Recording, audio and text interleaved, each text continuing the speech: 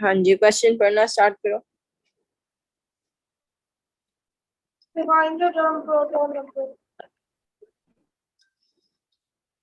चलो सही है, बेहतर है। The atomic number is the number of protons.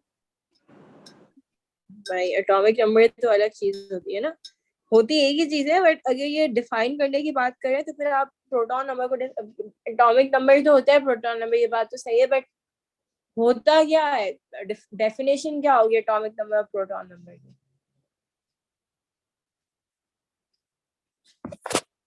Proton number क्या होता है?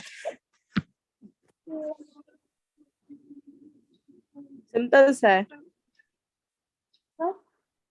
प्रोटॉन नंबर, नंबर ऑफ क्या होते हैं, number of protons, number of protons in the, होते कहाँ पे हैं protons? Nucleus. Exactly, number of protons in the nucleus of an atom. Simple, क्योंकि है 2 मार्क की, तो number of protons in the nucleus of an atom ये जरूरी है। खत्म। अच्छा, आगे करो। Complete the table to show the number of protons, neutrons and electrons present in atoms of magnesium 24 और मैग्नीशियम 26। तो नंबर ऑफ प्रोटॉन्स कितने हैं?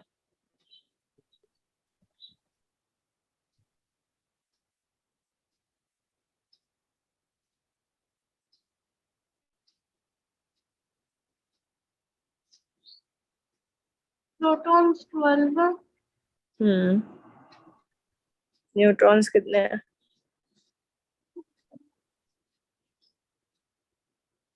Neutrons भी 12. न्यूट्रॉन्स भी 12 हैं और Electrons 12. इलेक्ट्रॉन्स भी 12 हैं। फिर प्रोटॉन्स, Proton 12. प्रोटॉन्स 12 हैं। न्यूट्रॉन्स कितने हैं? Neutron 14. न्यूट्रॉन्स 14 है और electrons, Electrons 12. electrons 12. Perfect. What is the term used? What term is used to describe atoms of the same element, such as magnesium 24 and magnesium 26?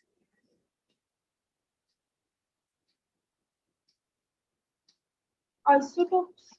Exactly, isotopes. Here, explain why the chemical properties of magnesium 24 and magnesium 26 are the same. Because they are the same elements but with different neutron numbers. हाँ, तो होता क्या है कि देखो, जब chemical properties की बात आती है ना, तो आउटर शेल इलेक्ट्रॉन में दोनों के पास इक्वल नंबर ऑफ इलेक्ट्रॉन्स है ना। जी। तो जब इक्वल नंबर ऑफ इलेक्ट्रॉन्स होते हैं ना, तब उसकी केमिकल प्रॉपर्टीज पे कोई फर्क नहीं पड़ता, क्योंकि दोनों के तो सिर्फ न्यूट्रॉन्स चेंज है ना, नंबर ऑफ न्यूट्रॉन्स चेंज है, नंबर ऑफ इलेक्ट्रॉन्स थोड़ी चेंज है। तो जब सेम नंबर ऑफ इलेक्ट्रॉन्स होते हैं in the outermost shell, तो केमिकल प्रॉपर्टीज एलिमेंट्स की सेम हो जाती हैं, सेम नंबर ऑफ। इसीलिए तो हमने ग्रुप वाइज उनको डिवाइड किया हुआ है ना, क्योंकि हर ग्रुप में जो आउटर इलेक्ट्रॉन शेल्स हैं वो सिमिलर होते हैं, सेम होते हैं, सिमिलर नहीं होते, सेम होते हैं। और उस पूरे ग्रुप की जो केमिकल प्रॉपर्टीज हैं वो बहुत सिमिलर होती हैं। केमिकल प्रॉपर्टीज एज इन वो रिएक्ट किस तरीके से करेंगे और किससे करेंगे। कुछ चीजें ज्यादा रिएक्टिव हैं, क्योंकि ऑब्वियसली बात है कि एटम का इनर स्ट्रक्चर में भी डिफरेंस आ जाता है ना, अंदर इलेक्ट्रॉन्स बढ़ते हैं, इवन तो आपके आउटर शेल में एक ही इलेक्ट्रॉन लगेगा, पर अंदर नंबर ऑफ इलेक्ट्रॉन्स बढ़ जाएंगे, नंबर ऑफ शेल्स बढ़ जाएंगे, तो इस वजह से उनमें स्लाइट डिफरेंस आता जाता है। वरना यहाँ पे आइसोटोप्स में उनकी केमिकल प्रॉपर्टीज पे कोई इफेक्ट नहीं पड़ता। क्यों? Because this they have the same number of electrons in their outermost shell. ठीक है जी। सही है, अगला पढ़ो। Complete the table to identify the atoms and ions which have protons, neutrons and electrons.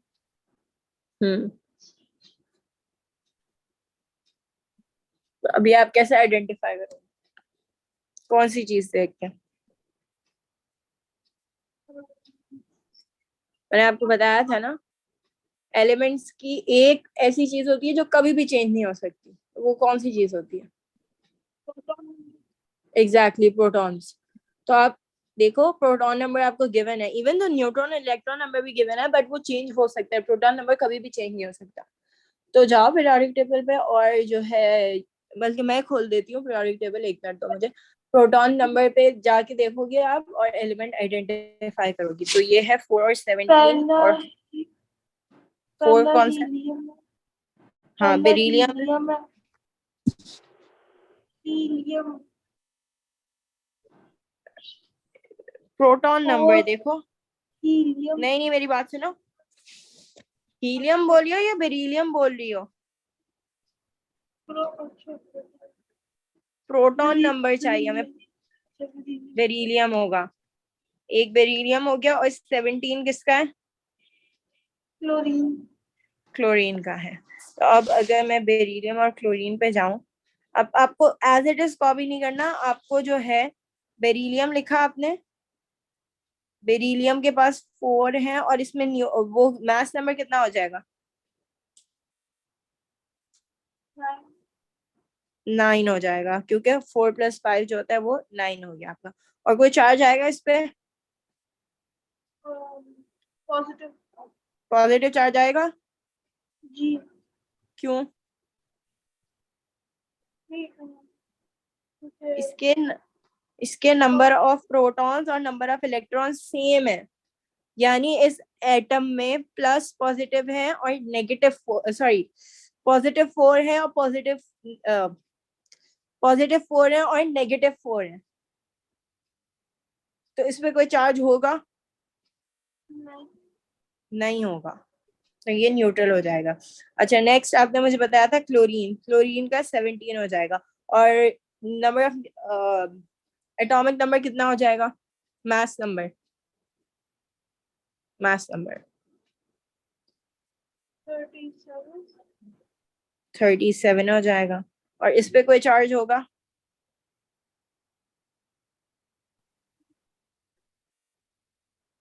18 negative 18 क्या होगा? नेगेटिव है ना 18, क्योंकि इलेक्ट्रॉन्स है, नेगेटिव का चार्ज होगा तो इस पे एग्जैक्टली एक नेगेटिव का चार्ज आ जाएगा, क्योंकि -18 होगा, 18 इलेक्ट्रॉन्स है, और +17 होगा, तो इस पे -1 का चार्ज आ जाएगा, तो मैंने यू माइनस लगा दिया।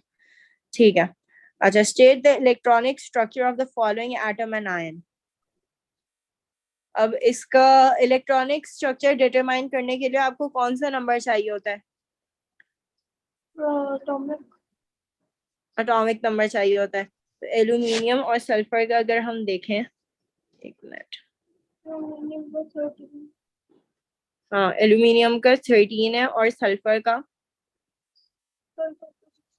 16 है, सल्फर का, एल्यूमिनियम का 13 है और सल्फर का 16 है। सही है, तो यहाँ 13 लिख देती हूँ, यहाँ 16 लिख देती हूँ। अब बताओ एल्यूमिनियम का क्या होगा इलेक्ट्रॉनिक स्ट्रक्चर?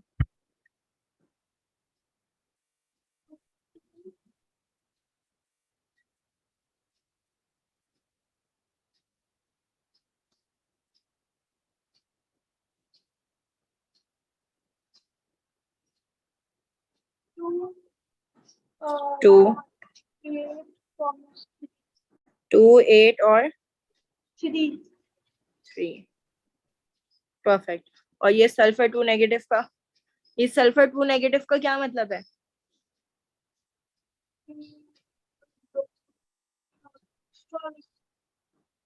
क्या?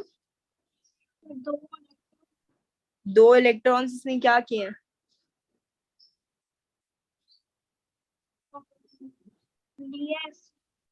दिए या लिए हैं? लिए, एक्सेप्ट किए हैं, गेन किए हैं। तो अब क्या हो जाएगी इसके इलेक्ट्रॉनिक नंबर ऑफ इलेक्ट्रॉन्स कितने हो जाएंगे? 2 + 2,8,6,2 नहीं, क्या हो गया शाल? 8,8 8 हो जाएगा, हाँ 2,8,6,2, ये तो गलत है ना, क्योंकि हमें तो purpose of accepting electrons is to complete the outer shell, तो आपने एक और शेल बना दिया, और ये वाला 6 तो कंप्लीट है ही नहीं, तो जब वो गेन कर रहा है तो वो इस इलेक्ट्रॉन शेल में जाएंगे 2 electrons, and those 2 electrons will complete the outer shell, तो ये 2 8 8 हो जाएगा। सही है? अच्छा, Acha, moving on to the next question. Z is a covalent substance. In an experiment, a sample of pure solid Z was continually heated for 11 minutes. The graph shows how temperature of the sample of pure Z changed during the first 9 minutes. What is the melting point of Z?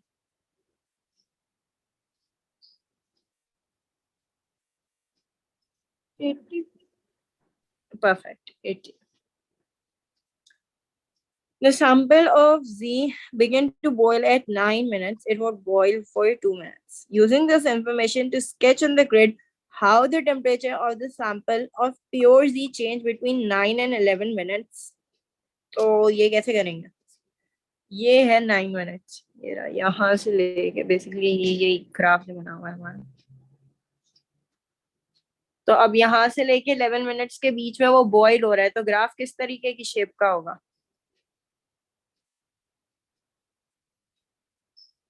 हाँ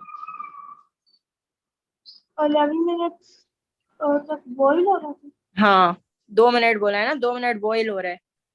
question में stated है use. देखो, the sample of pure begins to boil at 9 minutes. It was boiled for 2 minutes. अब इसके बाद 2 minute यानी 9th minute पे start हुई बॉइलिंग और 2 मिनट्स तक ये बॉयल हुआ. फिर use this information to sketch on the grid how the temperature of the pure changed between 9 minutes and 11 minutes. तो हमें टेम्परेचर बेसिकली ग्राफ ड्रॉ करना है, ये 9 से 11 के बीच में क्या चेंज आएगी, कैसे चेंज आएगी टेम्परेचर में.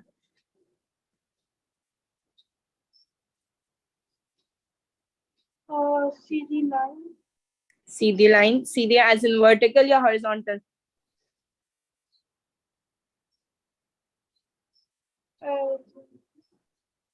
यानी स्लीपिंग लाइन या standing line? Sleeping line. Exactly. यूं इस तरीके से बन जाएगी. इस तरीके से क्यों बनेगी? क्योंकि 2 मिनट्स के लिए कांस्टेंट बॉईल हो रहा. हाँ बॉईल हो रहा है. बॉइलिंग पे टेम्परेचर हमारा चेंज नहीं होता कभी. फॉर सम रीजन ना.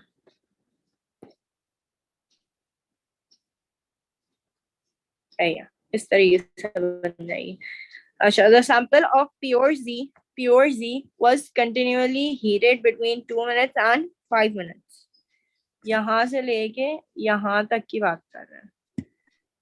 Explain in terms of attractive forces why there was no increase in the temperature of the sample of pure Z between 2 minutes and 5 minutes. तो ये 2 minutes और 5 minutes के बीच में हो क्या रहा है?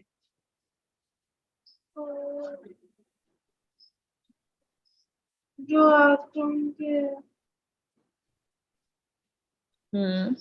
पार्टिकल्स हैं वो ब्रेक डाउन करने में टाइम लगेगा.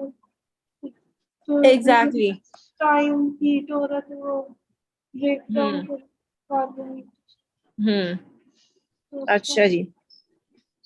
अब देखो, बेसिकली ये मेल्टिंग पॉइंट है. मेल्टिंग पॉइंट और बॉइलिंग पॉइंट, इन दो टेम्परेचर्स पे आपका जो है टेम्परेचर, इन दो पॉइंट्स पे आपका टेम्परेचर चेंज नहीं होता. Why? Because the energy is being used to overcome the forces of attraction. अब यहाँ पे इन्होंने बोला हुआ है कि Z एक कोवेलेंट सब्सटेंस है. ये रहा. तो Z कोवेलेंट सब्सटेंस है, इसका मतलब है कि मॉलिक्यूल्स होंगे Z के. मॉलिक्यूल्स होंगे ना. कोवेलेंट स्ट्रक्चर जब आता है, बॉन्डिंग होती है, तो वो एलिमेंट से, एटम से मॉलिक्यूल्स बन जाते हैं. तो अब मैं क्या लिखूंगी? मैं सिंपली लिख दूंगी कि एनर्जी टेम्परेचर जब बढ़ाने में यूज नहीं हो रही, तो एनर्जी इज बीइंग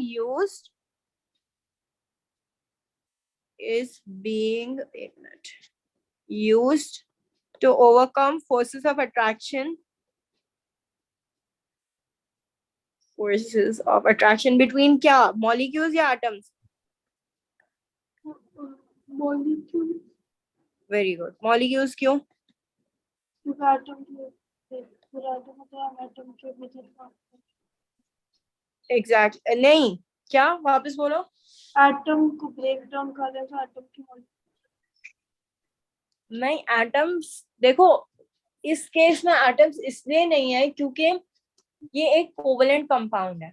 अगर वो खाली एक प्योर सब्सटेंस होता, एलिमेंट होता ना, अगर वो सिर्फ कार्बन होता है या सिर्फ नाइट्रोजन होता है या सिर्फ सोडियम होता, तो हम बोलते हैं कि एटम्स के बीच में जो फोर्सेस ऑफ अट्रैक्शन है उसको ओवरकम करने के लिए ये एनर्जी यूज हो रही है. बट क्योंकि ये एक कोवेलेंट स्ट्रक्चर है, तो कोवेलेंट स्ट्रक्चर में हम स्ट्रक्चर नहीं तोड़ रहे। लाइक फॉर एग्जाम्पल देखो, अगर कोई चीज सॉलिड है, अगर मैं लेती हूँ सॉलिड वाटर, आइस, ठीक है, एग्जाम्पल ले रही हूँ, ये आइस की एग्जाम्पल यहाँ पे अप्लाई होगी नहीं क्योंकि 80 डिग्रीज उसका मेल्टिंग पॉइंट नहीं होता।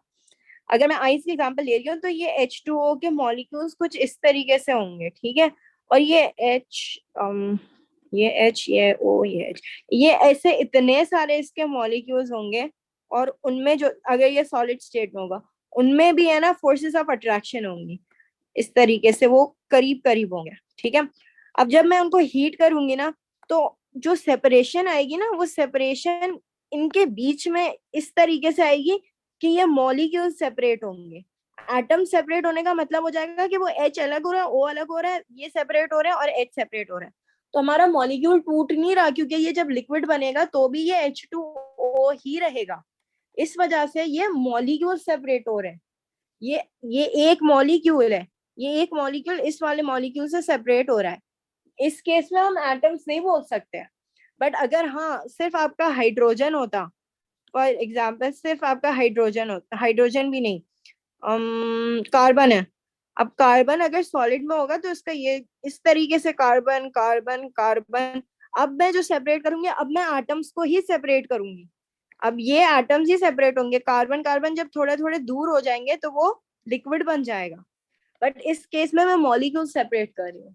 तो जब भी कोई कंपाउंड होगा आपका, तो उसमें हम लिखेंगे to overcome the forces of attraction between molecules. लेकिन जब कोई एलिमेंट होगा तब हम लिखेंगे to overcome the forces of attraction between atoms. आई बात समझ? यहाँ पे इन लोगों ने हमें कंपाउंड इस तरीके से घुमा के बताया था, ट्रिक करके बताया था कि Z is a covalent substance. अब कोवेलेंट सब्सटेंस का मतलब है कि उसमें कोवेलेंट बॉन्डिंग है, और कोवेलेंट बॉन्डिंग का मतलब है कोई भी चीज अगर बॉन्ड हो रही है उसमें, भले आयनिक बॉन्डिंग है या कोवेलेंट बॉन्डिंग है, तो उसका मतलब है कि वो एक कंपाउंड बन चुका है, अब एलिमेंट नहीं रहा। सही है? जी। पक्का? जी।